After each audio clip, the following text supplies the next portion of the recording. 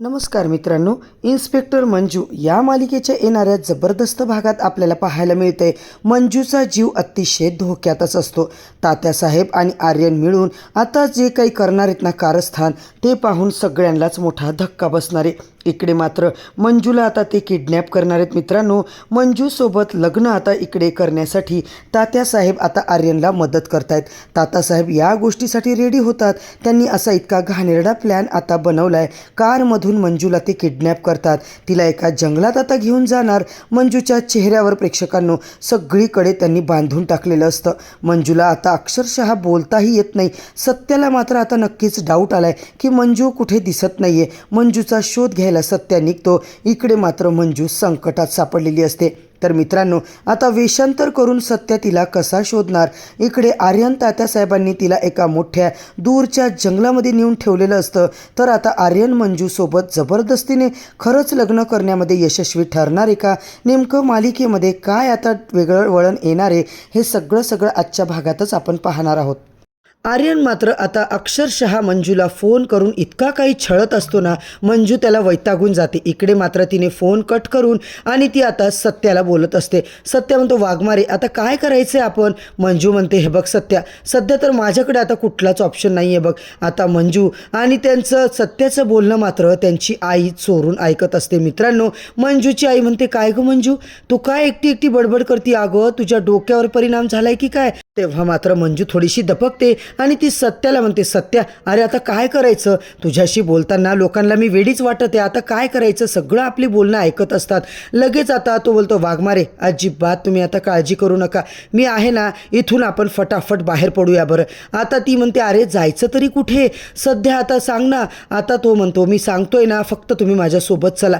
आता मात्र प्रेक्षकांनो, सत्या इकडे मंजूला घेऊन निघालेला तर असतो. तिकडून ते दोघेजण जातात आणि इकडे मंजूची आई अमृता तिला म्हणत असतात, काय चाललंय या पोरीचं ना, मला तर काही कळत नाहीये.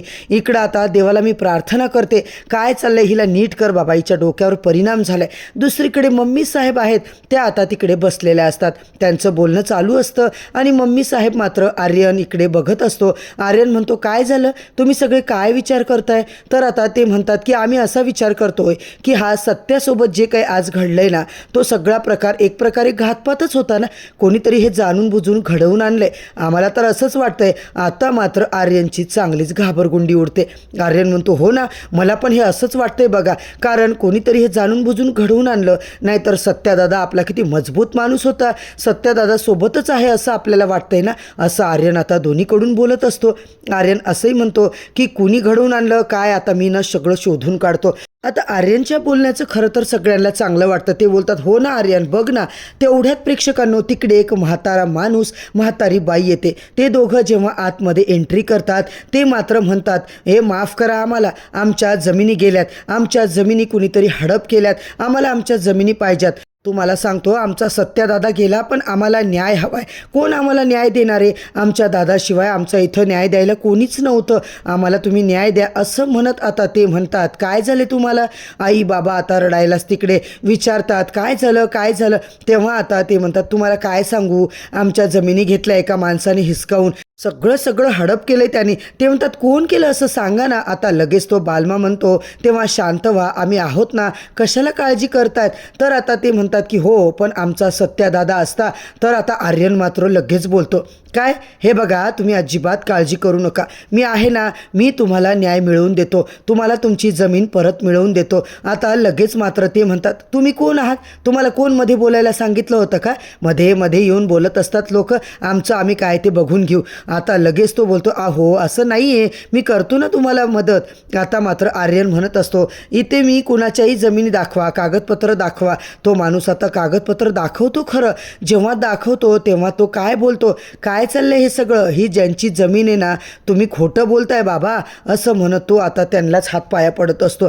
तो म्हणतो, खरंच हो, आमच्या जमिनी, खोटं बोलतोय हा माणूस, खोटे कागदपत्र आहेत, जमिनी आमच्या आहेत, बळकावून घेतल्यात एका माणसाने आमच्याकडून असं म्हणत हातपाय जोडत असतात. लगेच आता प्रेक्षकांनो, मम्मी साहेबला आर्यन म्हणतो, हे बघा, तुमच्या नाहीच आहेत, या माणसाच्या जमिनी आहेत. असं आता आर्यन जेव्हा बोलतो तेव्हा बलमा म्हणतो, तुला कोणी मध्ये बोलायला लावलं रे, सत्यादादा असताना असं केलं केलंच नसतं त्याने, न्याय मिळवून दिला असता. आता मम्मी साहेब म्हणतात हो बरोबर बोलतोय तो आर्यन, काही चुकीचं नाही केलं त्यांनी असं म्हणत सत्या मात्र इकडे आता सगळं चोरून त्यांची मस्त मजा बघत असतो.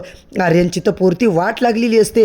तर दुसरीकडे प्रेक्षकांनो, सत्या मंजू आता हे जे आहेत ना दोघं जण मस्त रात्री रूममध्ये भेटलेले असतात. मंजूला तेच आठवतं. मंजू सत्या आता रात्री बेडरूममध्ये जवळ असतात, मस्त रोमॅन्टिक गप्पा मारत असतात. आणि इकडे मंजू म्हणते सत्या खरंच आता किती भारी झालं ना, फायनली आपण दोघं भेटलोय, आपण दोघं जवळ आहोत. आता मात्र सत्या बोलतो वाघमारे अजिबात भ्यायचं कारण नाही, अजिबात पुढे तुम्ही आता काळजी करायचं नाही, आपण असं रोज भेटायचं आहे. आता वाघमारे मला तुमच्यासोबत वेळ घालवायचा आहे, कधी प्लॅनिंग केलं होतं आपण, किती प्लॅनिंग केलं होतं आपल्या फॅमिलीचं, असं तो म्हणत असतो. मित्रांनो, सत्या राणी मात्र आता मस्तपैकी टाईम स्पेंड करत असतात. तर दुसऱ्या दिवशी आता मंजूला ड्युटीवर जायचं असतं, त्यामुळे मंजू फटाफट सकाळी आता तयार होते, सगळं आवरून ड्युटीला निघालेली असते. तिकडे आता तिची आई मात्र म्हणते मंजू अगं थांब, कुठे निघालीस तू, तुला काही कळतंय का, अगं 12 दिवस झाले नाही आणि तू घराच्या बाहेर जातेस.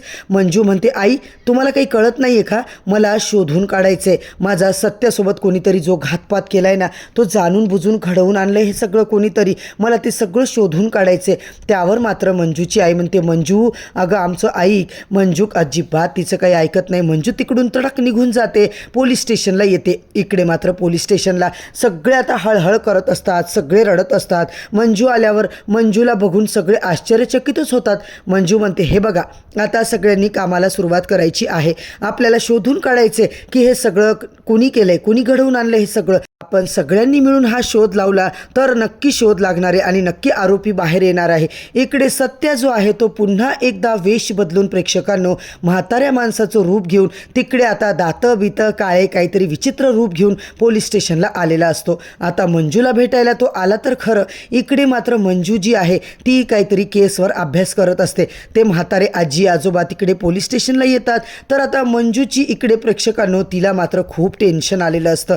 तर आता नेमकं उद्याच्या भागात काय धमाका होणार आहे, सत्या मंजू मिळून आर्यनचा पर्दाफाश कसे करणार, हे सगळं पाहणं खूपच इंटरेस्टिंग ठरणार आहे. म्हणूनच मित्रांनो, चॅनलवरती नवीन असाल तर चॅनलला सबस्क्राईब करा, व्हिडिओला लाईक करा.